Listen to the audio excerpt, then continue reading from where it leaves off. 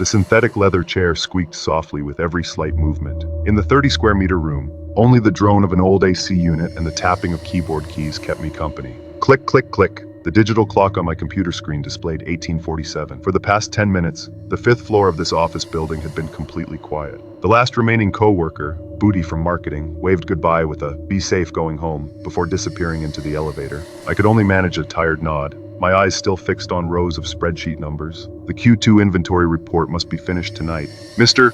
Pandoko had ordered before leaving. His words still hung heavily in the air.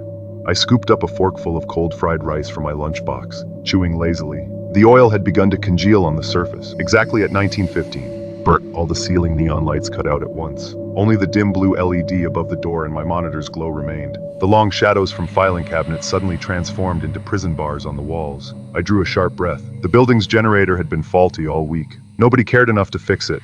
I worked in silence, broken only by rhythmic keystrokes. The AC roared louder behind the walls, vibrating through the ducts, occasionally followed by tink, tink sounds from the water pipes. At 21:30, the financial report was finally down to its last 3 pages. I rotated my stiff neck, vertebrae cracking. That's when it came, from below the floor. Not the building's usual creaks or pipe gurgles, but a heavy thud, like a safe being dropped. I froze, ears straining through the dark. Nothing. Probably just the cleaners, I muttered, trying to convince myself, except they always left before sunset. My fingers returned to the keyboard, moving faster now. Spreadsheet numbers began blurring. 5 minutes later, from the same direction came a new sound. Crinkle. Crinkle, like paper being stepped on. I yanked out my earphones. The room lay silent. AC hum, wall clock ticks. And scrappa! I stared at the emergency door at the room's far end, still tightly shut. Just my imagination, I whispered, rubbing my temples, but cold sweat had already begun trickling down my nape. A thin sound, like metal dragging across concrete.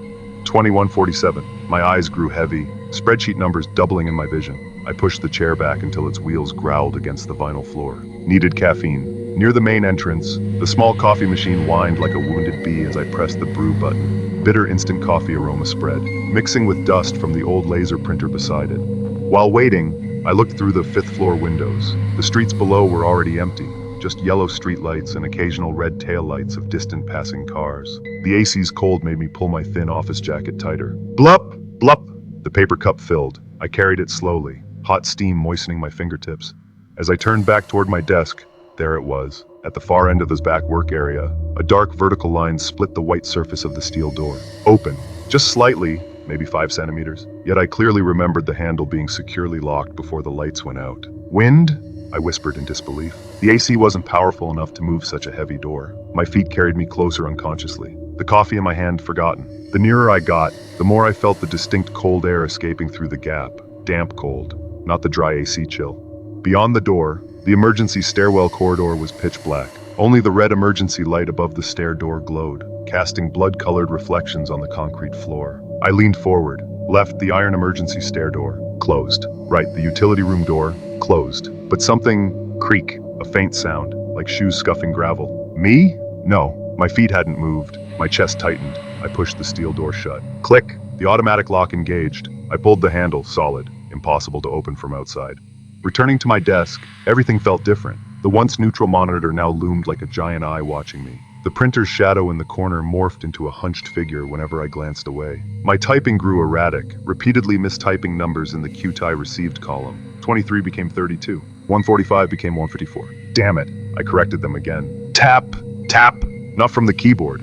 My head jerked up, eyes scanned the empty space. Nothing there, yet my neck hair stood on end, as if someone had just peeked over the partition across from me before vanishing. I swiveled my chair slowly. Skirt, fabric, or my imagination? I gripped the mouse tighter. Its metal felt icy. On screen, the digital clock changed, 22:17. Just 43 more minutes. Hold on, just finish this report. The numbers had to be perfect, but my focus was shattered. Every 15 seconds, my eyes darted reflexively to the steel door behind me. Closed, still closed, so why did that cold sensation keep tickling my neck?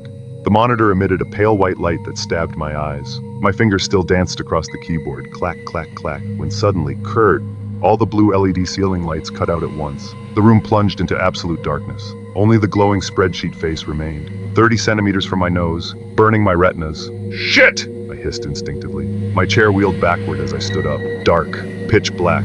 My vision failed momentarily. The printer's shadow, desks, document stacks, all melted into unfamiliar black silhouettes. I groped through the air, moving blindly toward the light panel near the front door. There had to be an emergency switch, some tap. I froze.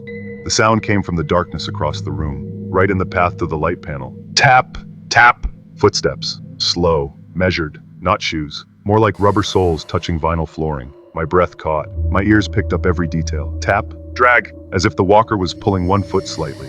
Ice-cold blood trickled from my scalp to my tailbone. I turned slowly, eyes straining against the dark. Across the room, 9 meters away, the isolated monitor glow illuminated a square of floor. Tap, tap, closer now. Just 6 meters left. A tall shadow emerged at the light's edge, waist down. Dark pants, worn sneakers. Someone's there. Not imagination, not hallucination. Adrenaline detonated in my veins.